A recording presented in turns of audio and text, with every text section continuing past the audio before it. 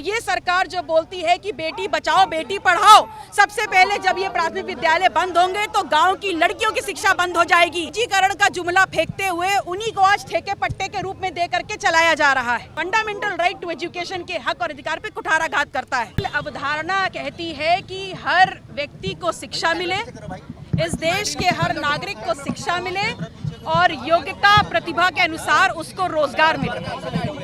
लेकिन जिस प्रकार से वर्तमान सरकार की नीतियां चल रही हैं, उससे ये बात तो बिल्कुल स्पष्ट हो जाती है कि किस प्रकार से इस लोकतंत्र को ही वंचितों के हक और अधिकारों के खिलाफ यूज किया जा रहा है, खड़ा किया जा रहा है। और ये तमाम चीजें जो हो रही हैं, ये अचानक नहीं हो रही हैं, ये पूरी योजनाबद्ध तरीके से हो रही हैं। अगर आप देखें तो सबसे पहले सरकारी संस्थानों को घाटे का सौदा बताते हुए उसमें भर्तियां रोक दी गई। उसके बाद निजीकरण का जुमला फेंकते हुए उन्हीं को आज ठेके पट्टे के रूप में दे करके चलाया जा रहा है।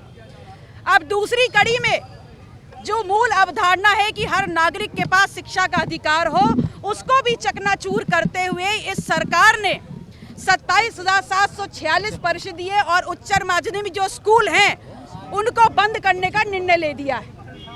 और ये बताइए कि जो परिषदीय स्कूल हैं, जो प्राथमिक स्कूल हैं, जो गांव में हैं, उसमें जाता कौन है? उसमें गांव गरीब के बच्चे जाते हैं पढ़ने के लिए। कहीं ना कहीं जो सरकार का ये निर्णय है उन बच्चों के शिक्षा के अधिकार, फंडामेंटल राइट टू एजुकेशन के हक और अधिकार पे कुठाराघात करता है।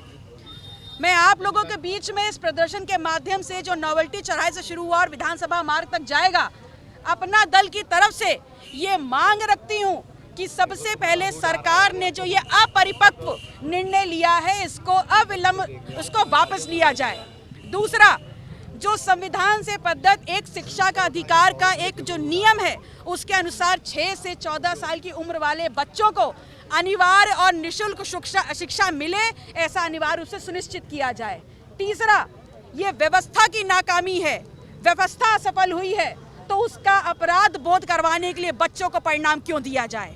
सबसे पहले शिक्षा के अधिकार में जो पूर्व नियम था कि हर 1 किलोमीटर पे प्राथमिक विद्यालय में एक कक्षा एक शिक्षक की नियुक्ति करते हुए व्यवस्थाएं दुरुस्त की जाएं और इस निर्णय को अविलंब वापस लिया जाए, ये हमारी मांग है। बच्चों के अलावा टीचरों भी कहीं ना कहीं परेशान हो रहे हैं, उनको दूसरी जगह पे नौकरी रखी जा रही है, मगर उनको जब चीजों को मालूम ही नहीं है तो नौकरी कैसे कर पाएंगे?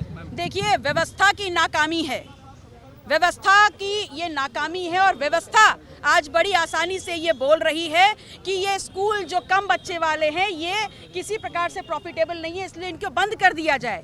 ये तो बहुत आसानी से कहा जा रहा है, लेकिन ये क्यों नहीं कहा जा रहा कि व्यवस्था को अपनी जो उनकी एक असफलता है उसका मूल्यांकन करते हुए उसमें एक शिक्षक एक क्लास की नियुक्ति करते हुए, नए लोगों को रोजगार देते हुए, उन स्कूल कॉलेजों की व्यवस्था दुरुस्त करते हुए उन बच्चों को वहीं पर पढ़ने की सुविधा मुहैया करी जाए।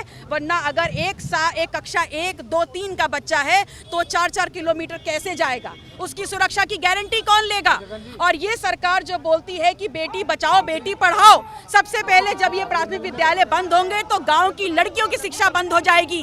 कहीं ना कहीं शिक्षा और समाज के प्रति ये भारतीय जनता पार्टी की जो सोच है, नजरिया है, वो आज उजागर हो जाता है। आज मुख्यमंत्री रोजगार को लेकर मेला लगा रहे हैं और ये भी कह रहे हैं रोजगार बढ़ेगा।